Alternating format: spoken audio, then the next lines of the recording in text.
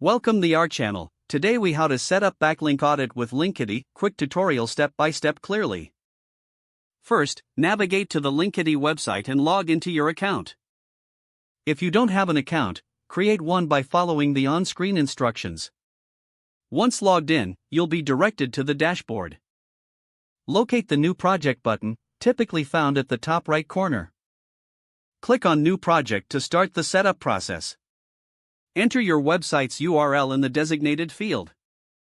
Fill in any required details about your project, such as the project name and description. Click the Create button to save your new project. After creating the project, you'll see an option for Backlink Audit.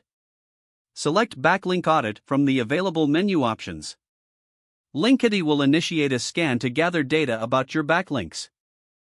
This scan may take a few moments depending on the size of your site. Once completed, you will receive a summary of your backlinks. Review the list to identify any potentially harmful links. Use the filters provided to sort and analyze your backlinks effectively. You can categorize the links based on their authority or type.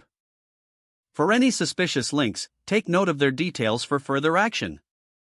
If you wish to disavow any links, navigate to the Disavow section within the audit.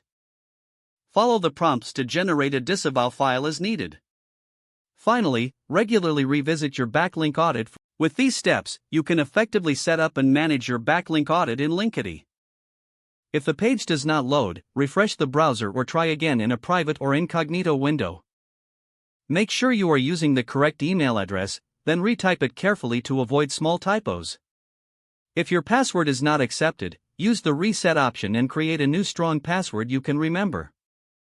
Check your spam folder for verification or security emails, then complete any requested confirmation steps.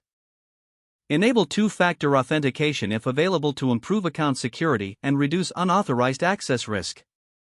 After signing in, review your profile details so your contact information and settings are accurate and current. If you see an error message, note it down and try again after restarting your device and internet connection. Log out when you finish, especially on shared devices, to keep your account and payment information secure. Don't forget to like this video and subscribe to our channel for more step-by-step tech guides.